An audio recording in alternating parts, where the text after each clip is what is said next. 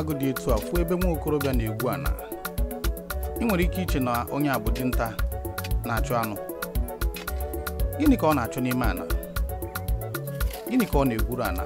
Ọ na-achọ ọla edo ka e nwere ihe dị n'ime ana ọ na-achọ. Ọrụ okwute bụ otu ọrụ ndị be anyị na-arụ.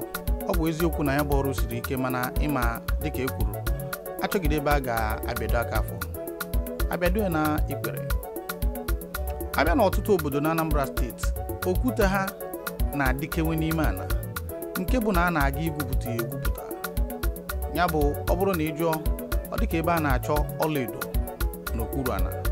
Ọ bụ eziokwu na abịa na ụfọdụ ebe na Ebonyi steeti na okwute ha na-achọ isugbu mmadụ, okwute ka nkụ ebe ahụ, mana etu a ka ụwa dị, ihe dịbe ndị a ka ndị a na-achọ.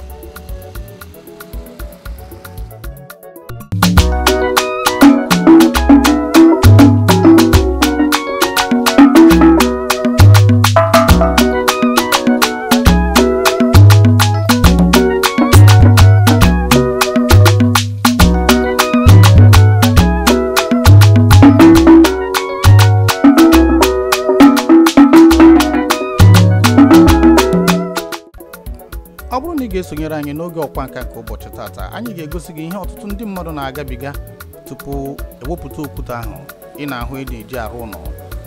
Sonyere anyị ka anyị gaa obodo Akwụ ihe dị ya nakwa Osumenyi bụ nke dị na Nnewi South na Anambra steeti, ka ị nwee hụ ebe ndị mmadụ kpebiri na kama izu ochi na ọ kara ha mma iji aka ha mepụta ihe ọbụla ọ ga-abụ eme Chineke gọzie ha.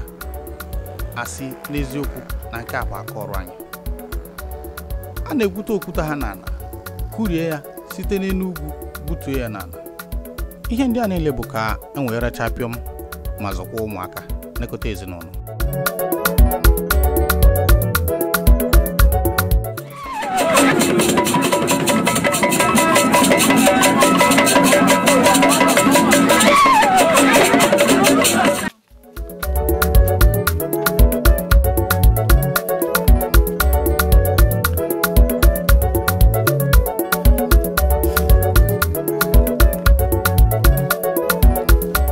Iridu n'ugwu ebe a na-aga igwute okwute ahụ abụghị obere ọrụ, mana ebe ọ bụ na otu onye kụrụ egwu sị na afọ ekweghị okwu zuru ike, anyị ga na-arịnụ nwaanyị gagide n'anya n'azụ ka ọ mara ka anyị na-abịakwa, maka na dị mma ochie ka nnọnụ ji ebe n'osisi kpọrọ nkọ.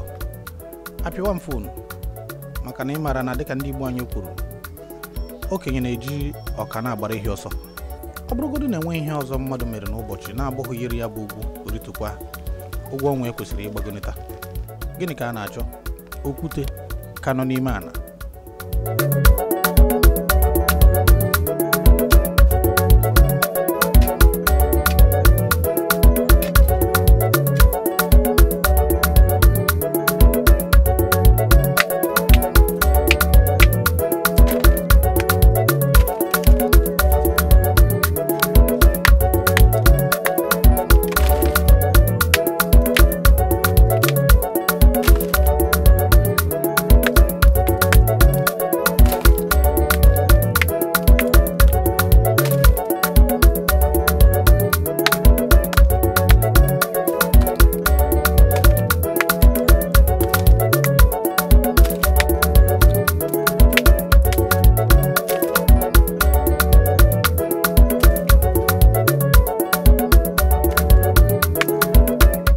ikwudalụ biko gwana ọhaneze afa gị onye bụ afa mba Alizebo onwe ike ịkọwatara anyị otu ihe ma ọ bụ Igbo maka aka ọrụ ha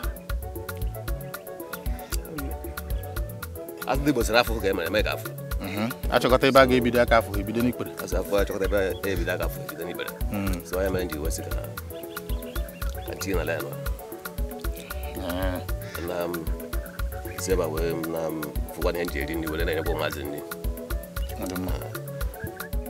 ịnọ na nwaanyị moto nwaanyị moto ụmụ unu na-egwu ya n'ala ọ na-ala ka anyị na-egwu egwugide gwutezie abịa kụriwe nke a ga-akụri akụri nke nkụri ebe bepụgara ndị chipa kedu etu isi ama ebe ị ga-afụ nwa okwute etu esi ama ebe afụ nwa okwute bụ iwere mgbazụ a bụ ebe ịba n'ọhịa ị na-ama ya ịmam ya o nwere ike ruo ha afọ etu mata ebe okwute dị sandụ okwute ịma ha mba ọsandụ ịma na okwute dị ebe a ibidozi egwu imechakwa isikwa etu a buru ya na-ebuda ka ndị na-enyere gị aka na-ebu mụ na-ebukwa ya mụ na-ebe sọ na-ebe onye mụ na-ebe mmeju mbuchi otipa ebuda m ana m akụri ya ebe a ha ncha wọnsị ịfụkwa ka si akụri ya ana m akụri ya ncha wọnsị ebe a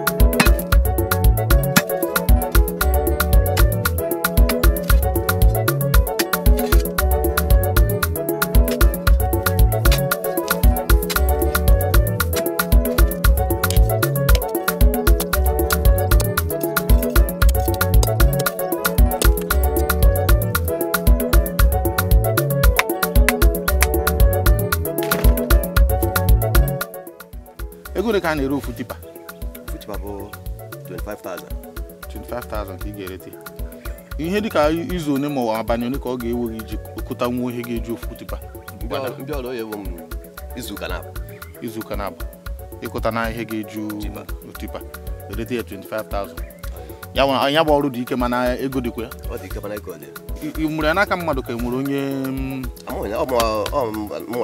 na-arụrụ ya onwe m nwa m onye n'aka mmadụ a na-eme dịka igote ndị ọrụ gị soro mgbe arụ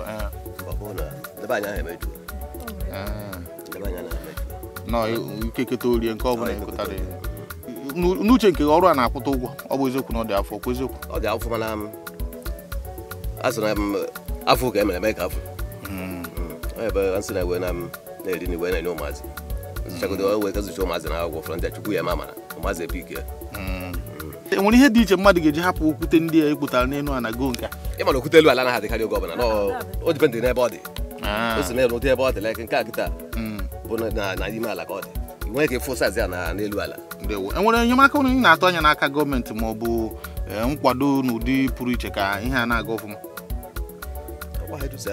ndị gọọmenti mụnwa anaghị ele alahụ dat line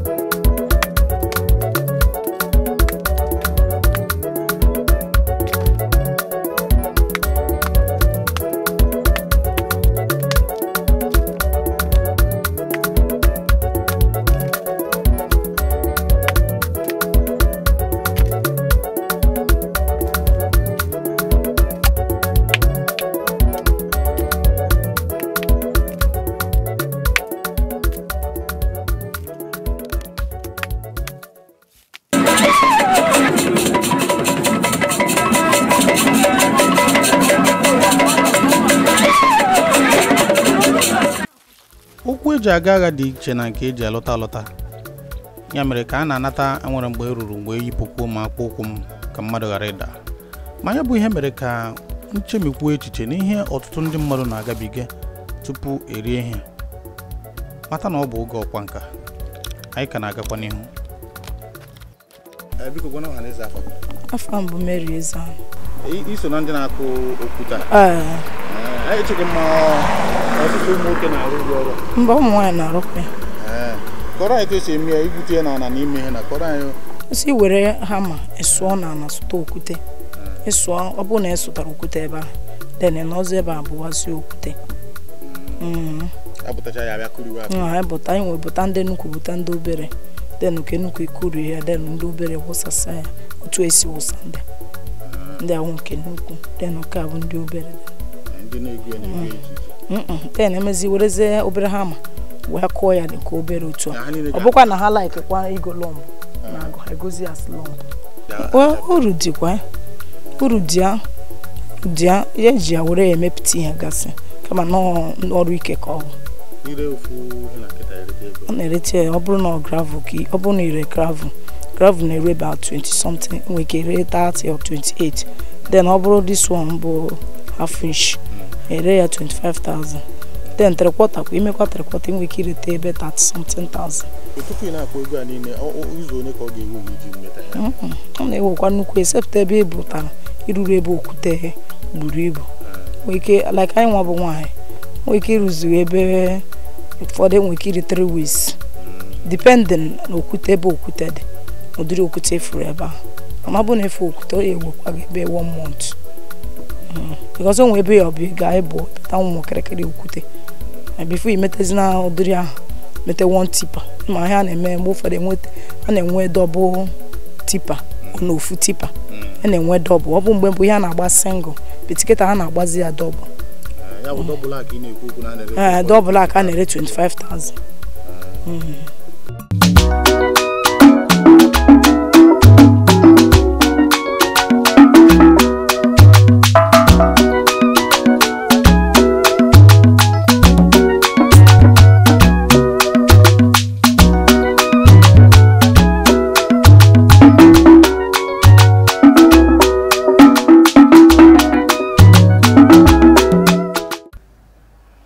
Ugbu anyị hụnọrọ ihe ọtụtụ ndị mmadụ na-agabiga iji wee wepụtara anyị okwute ndị ahụ anyị ji arụ ụlọ. Amara m na ọ ga-enyere gị aka mee ka ị gbado anya na nke ị na-eme, maka na dịka ndị be anyị kwuru aka aja aja na-ebute ọnụ mmanụ. Ọ bụrụkwanụ na aka nọrọ nkịtị agụ egbu ọnụ. Nkịtị adịrọ mma ọnụnọ. Ya mere onye ọbụla chọrọ akara aka ya, onye ọbụla chọrọ ihe ọ ga-eme. Ọ bụghịkwanụ na akara aka gị bụ igbo okwute ma ọ bụ ihe kama na mgbe ụfọdụ a na-eme ihe ụfọdụ ka enwegodoro na-eche oge. Maka na dịka afụrụ nwanne anyị nwoke a kwuru, ọ bụrụ na o megide ihe a nwere ike iji zọpụta ụmụaka, olileanya dị na echi ga-aka mma na ọ bụrụ na agbagide mbọ a zọpụta ụmụaka ndị Chineke ga-esi n'ebe ha nọ kichaa anya mmiri. Anyị ka na-agakwa n'ihu n'oge ọkwa nke ụbọchị tata. Ngwa ka anyị gafee n'obodo nke dị nso bụ obodo akpọrọ Akwihede, bụ ebe ndị na-egbu aja, ndị traktọ na-egbu aja na-enye aka ka ya bụ ọrụ na-aga ya mfe. Ka anyị ga Akwihede.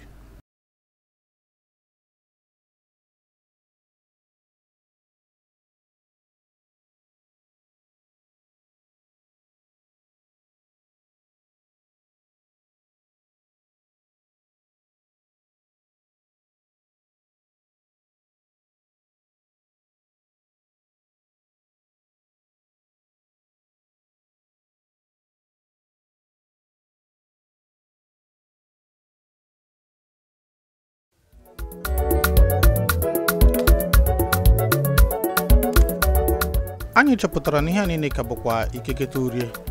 Ihe dị iche na nke ebe a bụ na ndị traktọ na-egbu aja eji arụ ụzọ na bụ ha bịa kwadisicha aja, ụmụ nwaanyị agazi ebe ahụ buru okwute kpọrọ onye ọrụ ngo dịka ị nọ n'ahụ ugbu a ka ọ kụriere ha ya bụ okwute n'ụdị ndị ga-azụ ya ga-abịa ịzụrụ ya.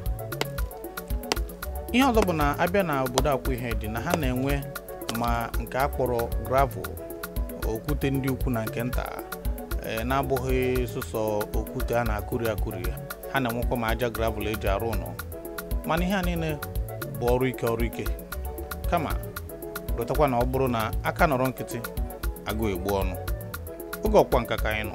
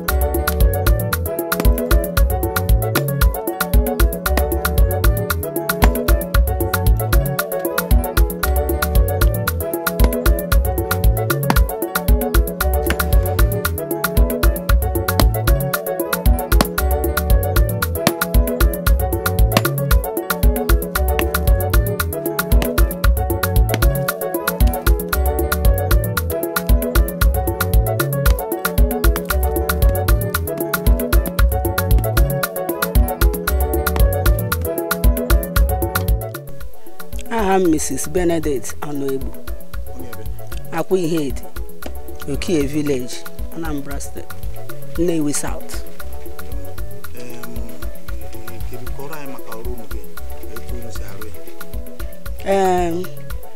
Chineke gọziri anyị na Okwute.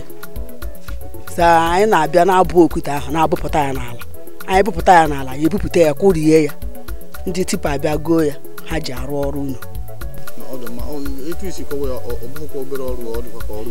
Nnukwu ọrụ ike ka ọ wụ mana ọ na-enyere anyị aka ka anyị ji wee kashi obi wee na-eme. Yes, too much money. Yes.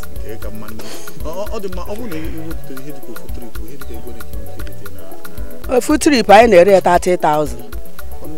Nnukwu ego, so not too much money. Mana too much money izu ole ka ọ ga-enwe iji ofu trip? Ọ bụrụ na ọ dị ka otu anụmanụ ya na m determine ime m ga-eme ya 1 month 1 trip. Ife esi etere kwọta ime ya 1 month mana ọ ife esi gravel and ihe mana ya emerụ ya 2 months ime gravel and tere kwọta. Caterpillar bịara ebe a bụ na e nwere aja obodo anyị ọ laikere so ha bịara goro aja ha na-eti ma ha na-egorokwa aja ahụ anyị na-ebutekwa okwute na ya na-etiwakwa na-ere. Yes, ara aja ha ji arụ ụzọ ebe a ha na-enweta ezigbote aja eji arụ ụzọ ebe a. Anyị nwekwuru ezigbo aja. Etu ha na-egwupụtara ya ụlọ enweghị n'ụgwọ ụnụ na-akwụ ha. Mba, ya da akwụ ha ụgwọ. Ya bụ na unu na-eji ofe okwute atụgbụ nnụnụ na-akwụ. Ihe n'uche nke ya bụ ọrụ ọ bụ ihe mmadụ ga-abụ ọrụcha etu a asị ka nwa ya rụọ ka ọ bụ na-achọgide ebe a ga-ebinye ya ka wee bise n'ikwe. Anyị anaghị ekpe ekpere ka nwa anyị rụwa ya mana e nwere otu ọ ga-adị nwatakịrị ebugodo ụzọ were ya mee foundation wee chọwa ebe ọ na-aga. Yes, yes, ndị Igbo na-enene anyị ndeewo no. Afa m bụ Benedict Anoebu, onye Okie Akwuhead, Nnewi South, Anambra State. Iron Lady.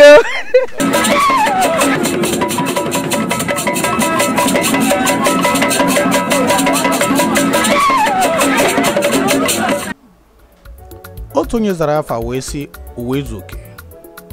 Onwe bụrụ na ihe ọtụtụ ndị mmadụ na-achọ ka ụfọdụ na-agafu agafu, ụfọdụ amaghịkwuru n'ihe eji eme. Abịa n'ọtụtụ obodo na Anambra steeti, ha na-egwu ana kọchasị ana ebe a na-achọ okwute. Mana soro m garuo Ebonyi steeti ebe anyị ga-ahụ na ụfọdụ obodo biri n'elu ugwu okwute, nke bụ na ị nwere ike ịgbata aka ịmaghị na ihe nọ n'ime bụ okwute. Onwe bụrụ ihe ndị na-achọ ka ndị na-agafu. Irute na obodo dịka Ibi, obodo dịka Ọzịza, obodo dịka Amanchọ, okwute dị iche iche dị ebe ahụ. Ụfọdụ dịka ihe ebepụtara ebepụta, ụfọdụ dịka ihe eburu buso ebe ahụ. Nwee bụrụ ọrụ aka Chukwu.